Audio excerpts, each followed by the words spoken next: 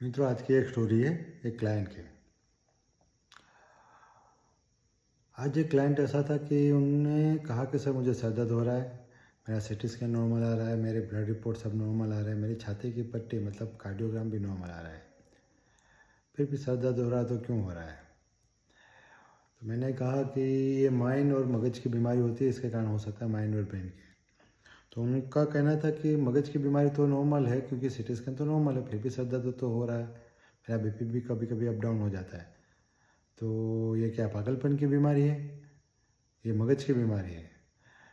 तब मैंने उनको समझाया कि बहुत सारी ऐसी बीमारी है जो अपने इमोशन, थिंकिंग पैटर्न, अपने परसेप्शन पे डिपेंड रहती है, जिसे हम न्यूरोटिक बीमारी मतलब सॉफ्टवेयर की बीमारी, माइंड की बीमारी बोल सकते हैं, जो अपने सिंपैथेटिक पैरासिम्पैथेटिक एक्टिविटी के साथ भी जुड़ी होती है, जो अपने इमोशन के साथ जुड़ी होती है। अब उनको समझने में थोड़ी दिक्कत हुई। क्यों? क्योंकि बाकी सब बीमारियां तो रिपोर्ट में दिख जाती है, जैसे कि सीटी स्कैन कराए तो ब्रेन की बीमारी आ जाती है, हेमरेज है, ब्रेन ट्यूमर है, लकवा की असर है, वो सब चीज़ तो आ जाती है, तो वो दिखती है। अगर मान लो कि एक्सीडेंट हुआ, फ्रैक्चर हुआ, तो हाथ में फ्रैक्चर हुआ या पैर में फ्रैक्चर हुआ तो वो चीज़ दिख जाती है। और अभी क्या है कि माइंड की चीज़ है, न्यूरोटिक बीमारी, मानसिक बीमारी या व्यसन की बीमारी दिखती नहीं है सीधी रिपोर्ट में।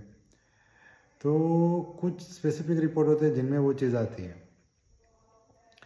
तो उनको समझाना पड़ा कि हमारी बॉडी में जो बीमारियाँ होती है उसको फिजिकल इलनेस कहते हैं, जो ब्रेन से जुड़ी होती है सीधी, जिसको ऑर्गेनिक कंडीशन या तो कह सकते हैं कि ब्रेन के रिलेटेड कंडीशन कह सकते हैं, मगज की बीमारी। और ऐसी बहुत सारी बीमारी है जिसको माइंड की बीमारी मतलब न्यूरोटिक बीमारी कह सकते हैं, माइंड की बीमारी भी कह सकते हैं, जिसमें मेनली न्यूरोकेमिकल चेंजेस होते हैं ब्रेन के। तो अभी ब्रेन और माइंड का डिफरेंस क्या है वो भी समझ में नहीं आया।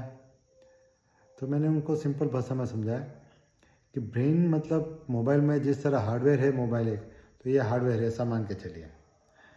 अब माइंड है वो सॉफ्टवेयर की तरह है। अगर मोबाइल गिर गया, पानी गिर गया, टूट गया, तो जो नुकसान होता है वो हार्डवेयर का है।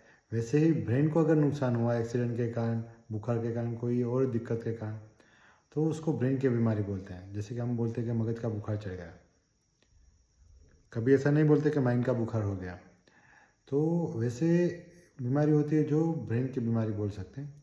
दूसरी बीमारी है जो मोबाइल में जिस तरह वायरस आ जाता है और सॉफ्टवेयर हैंग मार देता है, वैसे एक सॉफ्टवेयर की बीमारी जैसे होती है, वैसे ब्रेन के केमिकल में चेंजेस आने के कारण जो इमोशन में चेंजेस आता है, थिंकिंग पैटर्न में चेंजेस आता है, अपने बिहेवियर में जो चेंजेस आता है, जो हमें कॉन्शियसली कभी कभी नहीं पता चलता, तो उसको न्यूरोटिक बीमारी बोल सकते हैं, माइंड की बीमारी जो सॉफ्टवेयर की तरह है। तब जाके उनको थोड़ा बहुत पता चला, तब जाके उनको ये पता चला कि साइकोटिक बीमारी और न्यूरोटिक बीमारी में भी डिफरेंट है। क्योंकि उनको ऐसा था कि साइकेट्रिस्ट को दिखाना मतलब साइकेट्रिस्ट की बीमारी है या तो पागलपन की बीमारी है, वैसा। तो उनको पढ़े लिखे होने के बाद भी वो चीज़ समझ में नहीं आई थी कि साइकोलॉजिकल इश्यू, न्यूरोटिक इश्यू जो कह सकते हैं, साइकेट्री इलनेस मतलब साइकोटिक इलनेस, वो डिफरेंट है। और किसी भी इंसान को अगर बिना कोई स्पेसिफिक रीज़न जो दिखता है, जैसे कि बुखार है, एक्सीडेंट हो गया, कुछ लग गया, उसके अलावा भी अगर बॉडी में, बिहेवियर में, थिंकिंग में चेंज आ रहा है, तो पॉसिबल है कि वो ब्रेन या तो माइंड को नुकसान हो रहा है, जो इमोशन और थिंकिंग पैटर्न के साथ जुड़ा होता है, परसेप्शन के साथ जुड़ा होता है। और सबसे पहले इसके अगर लक्षण देखा जाए, जो ब्रेन के केमिकल चेंज हो, तो हेडेक होता है, नींद नहीं आती, स्वभाव में चेंजेस आता है, मूड में चेंजेस आता है, छाती में घबराहट, बेचैनी हो जाती है, ब्लड प्रेशर अप डाउन होता है, जबकि शरीर के सब रिपोर्ट नॉर्मल आता है इस चीज़ में। तो अगर आप देखो तो ये चीज़ साइंस से जुड़ी होती है। रिपोर्ट जो आने है, या तो जो रिपोर्ट में नहीं आ रहा है, इसका ये मतलब नहीं है कि शरीर की बीमारी ये नहीं है या तो ये बीमारी नहीं है। मगर रिपोर्ट अगर नॉर्मल आ रहा है तो आपको सोचना चाहिए कि शरीर की अगर रिपोर्ट नॉर्मल आ रहा है तो ब्रेन की बीमारी है या माइंड की बीमारी है, या तो फिर कोई व्यसन के साथ जुड़ी है। तो आप थोड़ा जागरूक बनो और एक्सेप्ट करो कि माइंड की बीमारी, साइकोटिक बीमारी, मगज की बीमारी, व्यसन की बीमारी सब अलग अलग है। सब बीमारी को हम पागलपन का लेबल नहीं लगा सकते, क्योंकि पागलपन की बीमारी होती है तो वो बहुत कम रेशियो में दिखी जाती है, और उसके अलावा जो न्यूरोटिक बीमारी है, माइंड की बीमारी होती है,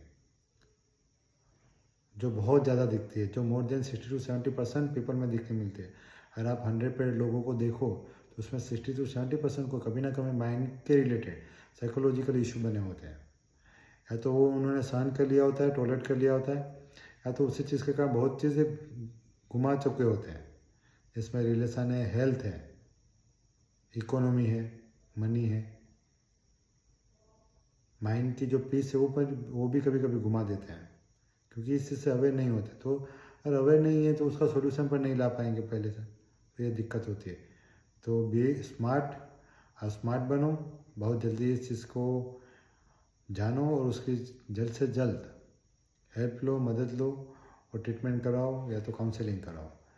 मैं डॉक्टर मुकुंद राय, बीड इंदौर, मेरी चैनल में आपका स्वागत करता हूं, और मैं चाहता हूं कि आप इस चैनल को अगर पसंद कर रहे हो तो ऐसे वीडियो देखने के लिए लाइक करें और सब्सक्राइब करिए। हमारी जो एक्टिव लिसनिंग और एज ए काउंसलर 24 आवर हमारी सारवार और फैसिलिटी चालू रहती है, तो आप कभी भी कॉल कर सकते हैं। धन्यवाद।